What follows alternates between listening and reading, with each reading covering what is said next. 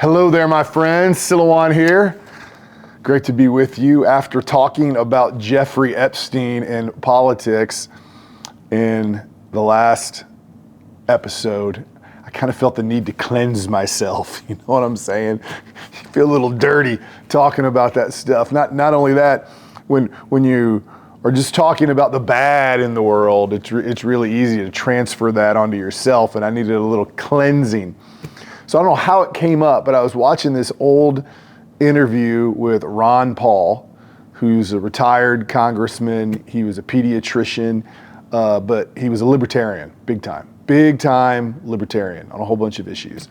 And just a kind, good man. And listening to him, it made me feel kind and good. And at some point in the conversation, Marcus Aurelius came up. And I realized it had been a long time since I had read Marcus Aurelius, who is one of the original Stoic philosophers. He was a Roman emperor, he was one of the last of what they called the 5 good emperors before, they kind of went off a cliff into evil. I believe he ruled from 161 to 180. If you get a shot, I would highly recommend going to a bookstore and getting this book. Now because it's so old, there's lots of different translations. This one's pretty good. It's by this guy, Robin Waterfield. And meditations, what's interesting about them is Marcus Aurelius didn't really release them during his lifetime. Most of these were just notes, they were journals. That as a leader, they were thoughts that he took from the philosophers at the time, and the religions at the time, and what he learned from his mentors about living life. And it became known as Stoicism, and it was part of a whole school of this. I first became acquainted with it when I was in the Marine Corps many years ago. Military dudes tend to gravitate towards this because, Marcus Aurelius was a tough guy, and the whole idea of being stoic and, unemotional and reacting with logic and goodness, kind of like fits in that whole vibe. So what I just wanted to do with you today, after an episode about Jeffrey Epstein, I just wanted to share a few kind of classic quotes that Marcus Aurelius made in meditation to just try to give you a vibe on what it is. Because a lot of times I will see people talk about it and they don't really quote it. And, you think of stoicism, and stoicism almost gives across like you're quiet and you're still and you're thinking, you're stoical. But it's really a pretty active philosophy on how you live your life. So got a couple quotes here on perspective, morality, character, duty, integrity, resilience, and dealing with wrongdoers. That's the end, dealing with wrongdoers, because we were talking about a wrongdoer with Jeffrey Epstein. Perspective and judgment. It is in our power to have no opinion about a thing and not to be disturbed in our soul. Think of how much time we spend stressed out, worrying about what other people are going to do, worrying about what's going to happen to us, worrying about what's going on in the world. But in the moment, we might be like sitting at our dinner table. We might be with one of our kids. We might be sitting with our spouse. And in that moment, what we forget, we have the power to control what is in here. And oftentimes, we allow things outside of our control to overpower us, but we do not have to. If thou art pained by an external thing, it is thine own judgment about it. It really isn't the external thing that is trapping us. It's our own thoughts. And Stoicism is about controlling your own thoughts in the moment, whatever that may be. Mortality and urgency. Since it is possible that they may us depart from this life, this very moment, regulate every act and thought accordingly. He saw a lot of death in his time. As an emperor, he definitely saw a lot of death, probably from the time he was a little kid growing up. And he realized, we think, I got 80 years. You might not have 80 years. You might have today. Today, baby's gonna die. Today, teenagers are gonna be in a car wreck, die. Today, someone's gonna get diagnosed with cancer and all they're gonna think about is dying. Don't wait. Use every single day. Interesting thing I saw was this Wayne Gretzky, the great hockey player from Canada, and he was talking about his dad. And something that his dad taught him, and Wayne Gretzky was giving a talk to these kids, was that when you suffer and work hard as a child, you're able to enjoy your life when you're older. When you just enjoy your life when you're a child and you don't suffer, you suffer when you're older just to make it by. And that is so true. You know, when you learn that today is the day you learn to work hard, today is the day you learn to commit yourself to something you care about, you're passionate about, not only do you enjoy today more, but you save yourself trouble down the road if you happen to be here. Short is life. There is only one fruit of the terrain life, a pious disposition and social acts. So what's the fruit? What if you have peace? That's when you're actually able to help other people. And I've seen this in the work I've done over the years. When you meet the people that truly spend a lot of time helping other people, they're only able to do it long term because of the work they put in the beginning, because of the things they've done in their own life. Especially by a pious disposition, I mean they have some peace about them, they have some kindness about them. Now there are people that help people for all kinds of bad reasons that don't have any peace, and you can tell, and they maybe haven't put the work in earlier, but there are other people that do. And you can tell that the end up in life where you're willing to serve others, love others, be kind to others. It's because of the work you have done earlier in your life when you use the time that you were given. Character in the inner life. Such as are thy habitual thoughts, such also will be the character of thy mind. For the soul is dyed by the thoughts. So what you think about is who you are. Man, what the danger of our world today. We were talking about AI and how it feeds you things, how social media feeds you things. That's who you are. Whatever is in your head is who you are, like it or not. You think about God, you think about family, you think about working hard, that's who you are. You think about drugs or sex or anger or people you don't like, that's who you are. You know, you ever heard that phrase, someone owns your thoughts? That's because if you have an enemy and you cannot control your thought in the moment, you are them. Okay? That is worse than anything they could do to you, because that means they have begun to take on a life eternally in your head. Take care that thou art not made into a Caesar. Keep thyself then simple, good, and pure.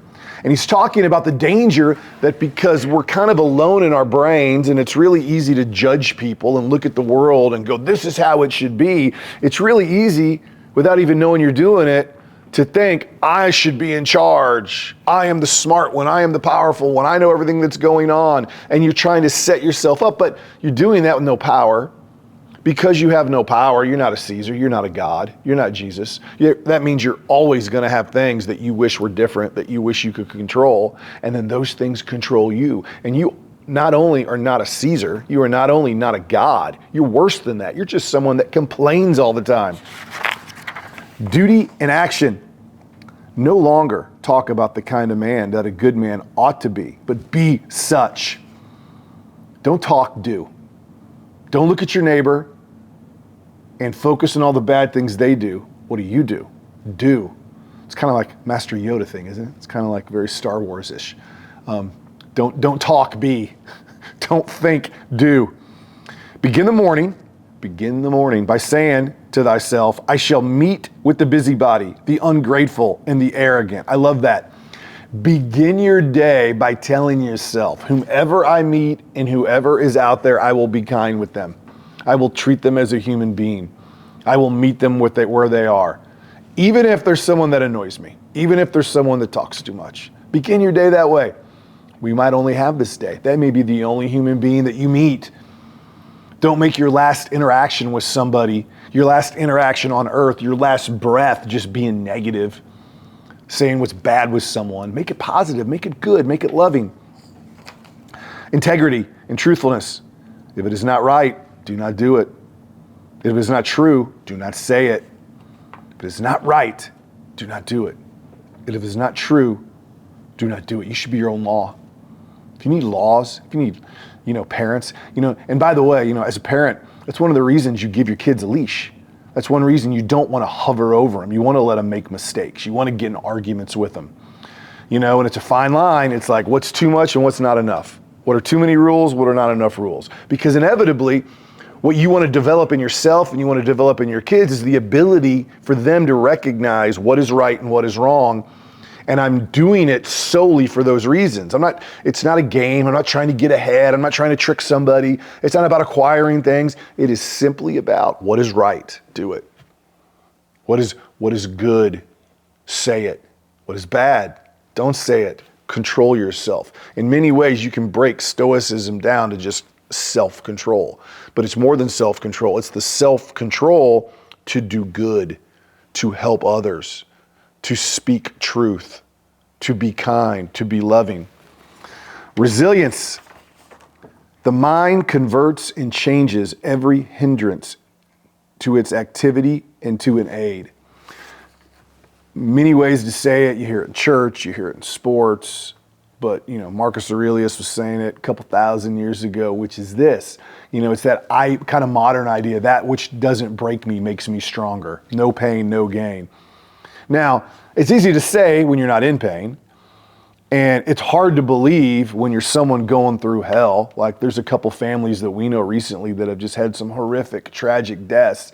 And the last thing you just want to do in the moment is go up to them and say, you're going to be stronger because of this. I mean, I should smack you if you say that. But when you step back and you look at your own life and you look at the reality of things, you understand that most, if not all the time, real growth comes from pain. You learn your lesson when something bad happens. You pay attention. You work out hard and your body aches, and from that pain, you get to a new level. It's hard to accept. Saying it is not the same thing as saying, I hope something bad happens to you, because I don't want something bad to happen to you. But when we learn from our pain, not only does it make us stronger, but it also makes it less likely we're going to suffer that same pain again. And then lastly, I'm going to end with this, just because, one of I think the biggest problems in talking about things with Jeffrey Epstein is that while him and his cronies and elites and people like that have done plenty of things that it's easy to go, we need justice. That's wrong. Look how evil they are. There's a danger in that. And the danger is that we get preoccupied by the negative. We get preoccupied by vengeance, and vengeance can be ugly. Vengeance itself can become evil. Vengeance itself can become this out of control, runaway emotion that we end up being worse than the people that, did these horrible things. The best way of avenging thyself is not to become like the wrongdoer. The best way of avenging thyself is not to become like the wrongdoer. So you want to avenge something that somebody like a Jeffrey Epstein does? Be kind to children. Be kind to innocents. Find a young girl who doesn't have a father, and instead of taking advantage of her like Jeffrey Epstein does, lift her up. Help her. Give her direction. Give her money for no reason. Mentor her kids. I think it's one reason, I've always been really interested in helping people who were addicts, or helping people who were in prison, or all the time I spent going into prisons, because there was just something innate in me that said to me, if I couldn't help them, I was kind of full of it. You know what I mean? If I could not help them, had I really learned anything in my life? Was I really full of love? We can really judge ourselves, as the Bible says, by how we treat the least of these. And there can be no more opposite reaction to evil and crime, murder, violent rape, stealing from innocent people. I mean, there can be no more opposite reaction to that. Like if you go, I don't want to be that, what's the exact opposite of that? Go help those people. Go be kind to the people that don't deserve it. Go be kind to the people that have made decisions they deserve to be where they want to be. And if you do that, that is true vengeance, because your vengeance is not against that human being and against that person. You don't know what their parents were like. You don't know where they grew up. You don't know what's happened to them. You don't know what hell they're living in at all, okay? But what you do know, they are human beings that everybody else ignores, that everybody else wants to hate, that everybody else wants vengeance upon. And what's the opposite of that? Love. Love to people that don't deserve it. Kindness to people who don't deserve it. So that's a flavor. You want to know what Stoicism and Marcus Aurelius and why people talk about it? That's why, because that's all good stuff, man. And you can see strains of that in all that is good in the world. And one thing, by the way, I love about meditations in Marcus Aurelius is there's so many threads of this that leads to faith. That's sort of a reflection of faith. That it's a great way that if you've got a friend or you have somebody that really wants to like change their life or move forward, and that they haven't been in church or they haven't read their Bible or they haven't tried to follow God and it's just too much for them. It is a great way to kind of lead them in that direction of goodness with nothing that's going to offend them, because he is very, very dispassionate in the way he writes these things. Okay, you could give this to a Buddhist, you could give it to an atheist, you could give it to a Southern Baptist, you can give it to somebody that's on their video games all day. And all they're going to find in here is wisdom, because what's great about it, these were meditations that he made to themselves. So it's not judgmental. It's not, look at these bad people and, we're all bad because of this. It's inward. It's looking at yourself and asking yourself, what can I do to be a better person? What can I do to find peace? What can I do to be more loving? What can I do to be kind? What can I do to be the opposite of what we see in the world today? And I don't know about you, but I think we need a lot more of that and a lot less of the finger pointing and the anger and the hate and the I'm right and all of those things. So do yourself a favor, go on Amazon, go to a local bookstore, get your copy of Meditations, read a few, have a quiet moment with some tea, coffee, whatever you like, and join me again as I talk about more topics and these, share them with your friends. Until next time, I'm Silouan, and I am out. Peace.